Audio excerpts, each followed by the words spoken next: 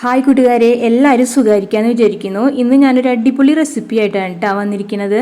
അതിനായിട്ട് ഒരു പാത്രത്തിലേക്ക് ഞാൻ 1/2 കപ്പ് ബസുമതി റൈസ് ഇട്ട് കൊടുക്കുന്നുണ്ട്. അത് വെള്ളത്തിൽ കുതിർക്കാനായിട്ട് നമുക്ക് വെക്കാം. ഇനി ഒരു പാത്രത്തിലേക്ക് 1/2 കപ്പ് തേങ്ങ ചിരവിയത് ഇട്ട് കൊടുത്തിട്ടുണ്ട്. ഇനി ഇതിലേക്ക് ഞാൻ 1/2 കപ്പ് ശർക്കര പൊടിച്ചത് ഇട്ട് കൊടുക്കുന്നുണ്ട് കേട്ടോ. പിന്നെ ഇതിലേക്ക് ചേർക്കുന്നത് ഒരു 1/2 ടീസ്പൂൺ ഏലക്കായപ്പൊടിയാണ്. ഇതെല്ലാം കൂടി നന്നായിട്ട് മിക്സ് ചെയ്തിട്ട് നമുക്ക് മാറ്റി വെക്കാം കേട്ടോ. ഇനി നമുക്ക് ഒരു ചൂടായ പാനിലേക്ക് വെള്ളം ഒഴിച്ചു കൊടുക്കുകയാണ് കേട്ടോ. ഇതൊരു 1.5 കപ്പ് വെള്ളമാണ് ഞാൻ എടുത്തിരിക്കുന്നത്. ഇതിലേക്ക് 1/4 ടീസ്പൂൺ ഉപ്പിട്ട് കൊടുക്കുന്നുണ്ട്. പിന്നെ ഇത് വറുത്ത അരിപ്പൊടിയാണ് കേട്ടോ, അപ്പത്തിൻ്റെ പൊടിയാണ്. ഇതൊരു കപ്പ് ചേർത്ത് കൊടുക്കുന്നുണ്ട്.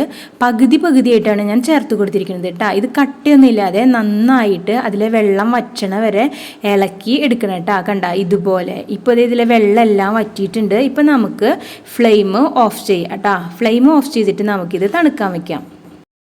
ഇപ്പോൾ ഇത് ഞാൻ തണുത്ത് വന്നപ്പോൾ നന്നായിട്ട് ഞാനതൊരു കുഴച്ചൊരു ബോൾ പോലെ ആക്കിയിട്ട് എടുത്തിട്ടുണ്ട് കേട്ടോ.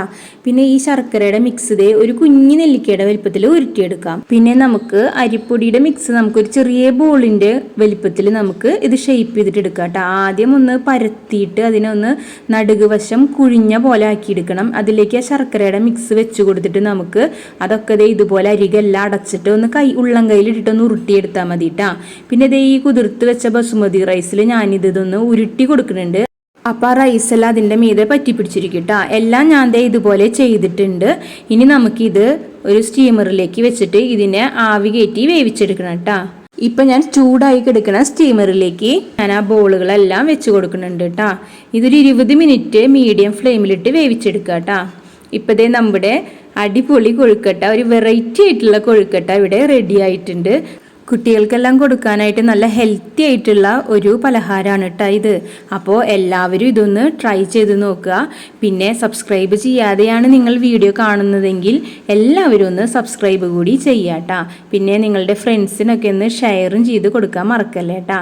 കണ്ട ഇതിപ്പോൾ നല്ല രസമാണ് ഇത് കഴിക്കാനായിട്ട്. കുട്ടികൾ സ്കൂൾ വിട്ട് വരുമ്പോഴൊക്കെ കൊടുക്കാൻ പറ്റിയ ഒരു പലഹാരമാണ് കേട്ടോ. അപ്പോൾ എല്ലാവരും ഇത് നമ്മുടെ കുട്ടികൾക്കൊക്കെ ഒന്ന് ട്രൈ ചെയ്ത് നോക്കുക. അപ്പോൾ എല്ലാവർക്കും റെസിപ്പി ഇഷ്ടമായെന്ന് വിചാരിക്കുന്നു. മറ്റൊരു വീഡിയോയിലൂടെ വീണ്ടും കാണാം. ബൈ.